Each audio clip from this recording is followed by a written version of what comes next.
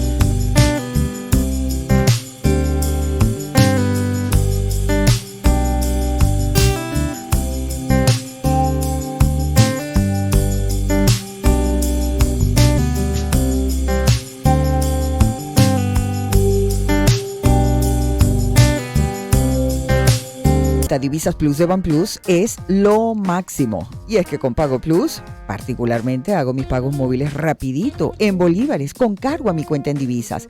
Y me alivia que no tengo que cargar efectivo encima y movilizo mis divisas tranquilamente. Todos los beneficios de esta cuenta usted también los puede disfrutar. Y lo único que tiene que hacer es consultar todos los datos en las redes de Banplus, @BanPlusOnline. Divisas Plus de Banplus, siempre a la mano. Y sácala de conrón con B&M Sport y disfruta en vivo y en alta definición de 9 juegos a la semana de la MLB y sigue a las principales figuras de la pelota norteamericana, además del accionar de los equipos que hacen vida en la Serie Nacional de Béisbol de Cuba. ¿Qué esperas? Suscríbete a B&M Sport a través de inter.com.be/B&M Sport y disfruta del mundo del béisbol en alta definición por Inter. Excellence Creme se vuelve morado, así es. L'Oréal Paris presenta su nueva línea de coloración Excellence Matizador Supreme. Gracias a su nueva tecnología matizadora violeta, hace que el color opuesto cancele el anterior y así los colorantes morados neutralizarán los tonos amarillos y naranjas indeseados hasta 4 semanas. Revoluciona tu rutina de triple protección y luce un cabello suave y brillante, cobertura 100% de canas y protección de la coloración de tu cabello por más tiempo. Mantén la calma y combate los tonos naranjas y amarillos con el nuevo Excellence Matizador Supreme de L'Oréal Paris, porque lo valemos. Agenda Éxitos con Albany Lozada y Unaya Menada. Éxitos 99.9.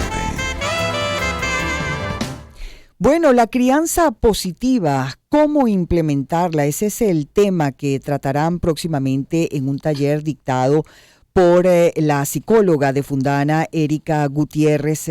Ya les vamos a dar todas las indicaciones para que usted participe si está interesado en este tema. Y yo creo que los padres hoy en día, los que están criando, los que están por formar familia, deberían hacer este tipo de talleres si tienen algún tipo de duda o si han tenido una crianza que ustedes piensan no fue la mejor y necesitan indicaciones especiales, ¿no? Para asumir la gran responsabilidad de criar a un ser humano, pero con las bases correctas, si se quiere, necesarias, no perfectas, como ya nos dice la psicóloga Erika Gutiérrez. Pero te dejaba una pregunta al aire, Erika, y básicamente tiene que ver con eso, con las bases de una crianza positiva. ¿Cuáles son? Bueno, principalmente vamos a tener como la más grande es la observación y la empatía. La empatía con el niño como un otro, que primero es diferente a nosotros. Y una de las cosas que tratamos de rescatar en los talleres, sobre todo cuando conversamos de los temas de lo que son las pataletas y los berrinches, es tratar primero de colocarse en el lugar del otro y en segundo lugar entender que el niño no es malo. Uh-huh. No hay niños malos realmente, uh-huh. Hay niños con malos comportamientos. Uh-huh. Cuando nos ponemos desde este punto de vista, es diferente el acercamiento que le hacemos al niño. Es importante la observación porque realmente el niño es el que nos va a decir a nosotros qué necesita. Cuando un niño llama la atención no lo hace por mal. Un niño que llama la atención es porque necesita la atención del adulto en ese momento. Y otro punto de suma importancia es el acompañamiento que pueda tener este adulto, porque la paternidad no debe ser solitaria. Hay una frase por allí que dice que se cría en tribu, y eso implica que no es solamente mamá y papá, eso incluye a tíos, a abuelos, a la sociedad en general. Sí. Incluso en la LOPNA lo vemos como la corresponsabilidad que hay entre el Estado, la sociedad y la familia como tal.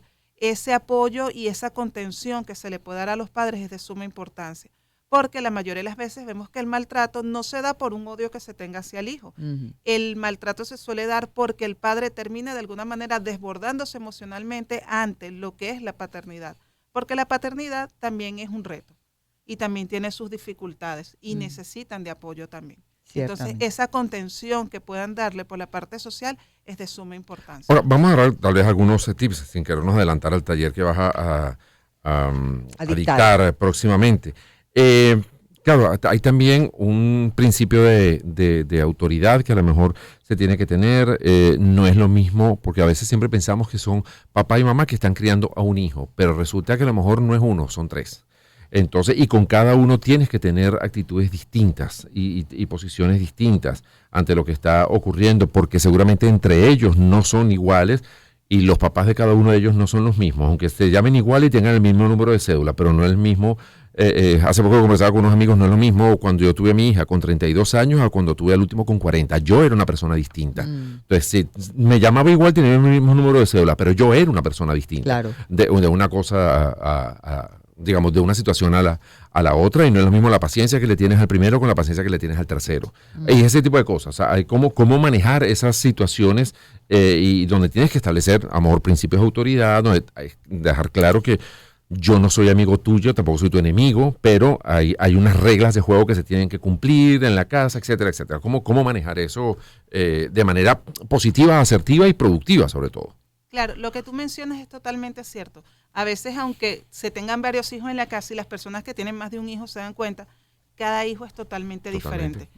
Las necesidades de uno no son las mismas a las necesidades del otro. Y eso se le suma este tema evolutivo que tú también estás mencionando. No es lo mismo el primer hijo que tuve yo sin la más mínima experiencia, que era el hijo que estornudaba y uno salía corriendo al médico, Sí. y medio la gañaba y uno salía corriendo al médico, y ya con el segundo tú sabes que estornuda y la cosa como que no es tan grave.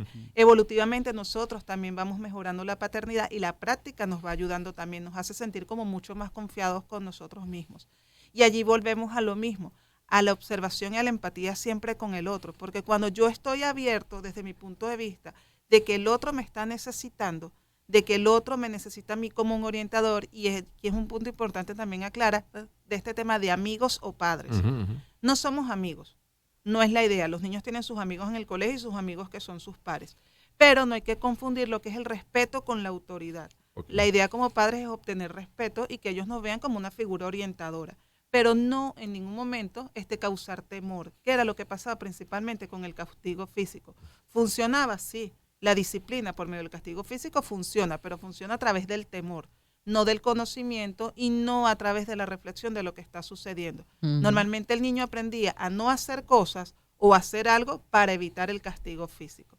Y allí es donde vamos mucho con este tema de la parentalidad, que voy a adelantar un poquito, y es que ya no hablamos de castigos, sino que hablamos de consecuencias, porque en la vida adulta normalmente no tenemos castigo, lo que tenemos son consecuencias. Y le enseñamos a los niños líneas temporales. Si haces esto, va a pasar esto. Entonces, ¿qué es importante acá? Que deben haber normas en casa. Deben haber normas, deben haber rutinas, pero estas normas se hacen de alguna manera consensuadas con sus consecuencias inminentes. Es decir, si se te bota el vaso, lo vas a limpiar. Si se te rompió el teléfono, te quedaste sin teléfono por un tiempo. Si no has hecho la tarea, no vas a ver la televisión por una hora. Es importante que estas consecuencias, primero, no pueden vulnerar ningún tipo de derecho. Yo puedo quitarle la pantalla una hora, pero no le puedo quitar la merienda, ni la hora de sueño. Claro. Entonces son como puntos claves que hay que tener allí. Es importante que estas consecuencias sean conversadas antes para que el niño sepa lo que va a pasar. Es decir, no son cosas que nos sacamos como debajo de la manga y como hiciste esto, a mí se me ocurrió que la consecuencia iba a ser esta. Ahora, te pregunto, porque hay una realidad con la que hay que batallar también, ¿no? Y estamos en un país complicadito, hay que decirlo, Erika. Lidiar con la realidad que se enfrenta diariamente. Madres que crían solas a sus hijos o padres que también tienen que enfrentar esa posibilidad, ¿no? Los problemas económicos, el trabajo dentro y fuera de la casa. La falta de vacaciones porque no hay dinero con que recrear la mente y tomarse un aire, ¿no? ¿Cómo se deben, cómo se debe enfrentar ese tipo de emociones que puede sentir una madre, un padre ante el agobio de la vida, de las responsabilidades? ¿Cómo enfrentar las responsabilidades del día a día? Y que un acto, por ejemplo, de mala crianza, porque se puede tener un hijo que es, bueno, aquello es tranquilo, Dios mío, es un soplo en el viento, pero hay otros que son sumamente... Es una fuerza tremendos. De la naturaleza. Sí, pero hay hijos tremendos, además los niños son tremendos, eso es salud. ¿Cómo enfrentar ese tipo de situaciones cuando se viene, bueno, cansadísimo del trabajo, pero también hay que llevar a cabo la tarea de padre, ¿no? Sí, ahorita hay uno de los retos de la paternidad es justamente toda la situación del país, es justamente esta crianza a veces en solitario. Y allí vamos con lo que es la última parte del taller, y es la creación de grupos de padres. Uh-huh. Porque cuando yo tengo un niño que es como una fuerza de la naturaleza y me siento al lado de otra Uh-huh. que tiene un niño igual, me doy cuenta que no soy yo quien está mal, Uh-huh. que no es que el niño sea así porque yo sea mala, ni el niño es así porque sea malo y no me quiera a mí. Es que es un niño que a veces pueden tener unos niveles de actividad bastante grandes, Sí. y podemos entre todos apoyarnos de cómo podemos canalizar este tipo de actividad o este tipo de energía que tenga el niño en particular. Nosotros trabajamos la última parte del taller con lo que es autocuidado, y es darle herramientas a los padres, herramientas sencillas, Uh-huh. cosas que te llevan 5 minutos en la casa, 5 o 10 minutos, porque sabemos que ante una situación de estrés es mentira que voy a ir a un spa. Claro. O me voy a ir una semana a Cancún. Esas No. cosas no nos pasan a nosotros No. por lo general. No, eso pasa en las películas. Exacto.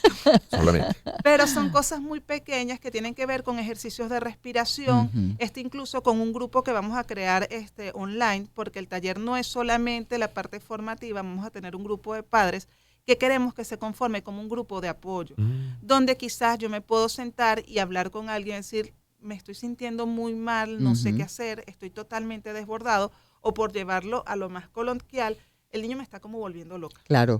Uh-huh. que es la forma a veces en la que se Sí. sienten Sí. los padres. El apoyo y la contención de otros padres es algo que uno a veces no sabe lo valioso que es. Mm. Porque cuando uno se da cuenta que uno no es el único que está en esa situación, y esto vale para grupos de padres y grupos en muchísimas otras situaciones, cuando te das cuenta de que hay otras personas en la misma situación de que tú, se forma lo que Sí. es un grupo de contención que puede ayudar mucho. Y bueno, también en muchos casos ayuda a quitarnos encima sentimientos de culpa, una cantidad de cosas que terminan afectando allí. Nos decía durante la pausa que las fechas que teníamos nosotros aquí de los primeros días de junio para el taller no son estos días. ¿Tienen ya precisado cuándo va a ser, dónde se va a dar, o en todo caso, por dónde se puede tener información para las Danos personas que nos todas están las escuchando? coordenadas, Sí, Erika. fíjate, estamos teniendo ahorita una reestructuración de las fechas. Ok. Vamos a tener 2 modalidades del taller. Ajá. Tenemos la modalidad presencial, pero hace poco varias personas nos escribieron fuera de Caracas que también estaban interesados. Buenísimo. La idea es que lo vamos a hacer presencial y online. Ujú. Ajá. No tenemos ahorita las fechas pautadas, pero sí los invito a que estén muy al pendiente de lo que es el Instagram de Fundana, Ujú. y también el Instagram mío, que yo lo voy a estar colocando toda la información por allí al día lo más rápido que se pueda. El mío es Psicopiso Equilibra, Ujú. y las redes de Fundana que las pueden buscar, ustedes colocan Fundana y allí les va a Aparece aparecer todo. cualquier Aparece tipo todo. de información, lo vamos a tener al día, y no va a ser el único taller. Ok. Fundana anteriormente no había dado estas formaciones al público, sino que lo estábamos haciendo a las comunidades. Ujú. Este es un taller que se ha llevado a colegios, que se ha llevado a comunidades como Baruta, a Petare, a varios sitios, ha tenido muy buena recepción, y ahora lo estamos tratando de sacar al público, bueno, a ver cómo nos va también en esta área, y no es el único. Este es el primero de varios talleres con otros facilitadores también especialistas en varias áreas, Buenísimo. todo en el tema de familia y protección infantil. Muy útil, sin lugar a Señor. dudas, sobre todo en los tiempos en los que a cada momento pues estamos viendo en la prensa el maltrato infantil, y de alguna manera pues hay que contribuir a que esto pare. Bueno, gracias, Erika. Ha sido muy útil toda la información compartida con nuestra audiencia, y bueno, pues que haya muchos más talleres. Ya saben, amigos, @psico_equilibra es la cuenta de Twitter, de Instagram, más bien, de Erika Gutiérrez, psicóloga de Fundana, y también tienen, bueno, ponga en Google Fundana y allí le van a aparecer todas las redes, @Fundana. Allí lo van a tener. Muchísimas gracias, Erika Gutiérrez. Son las 12:03, hacemos la pausa y ya venimos con mucho más de Agenda Éxitos. Una oportunidad.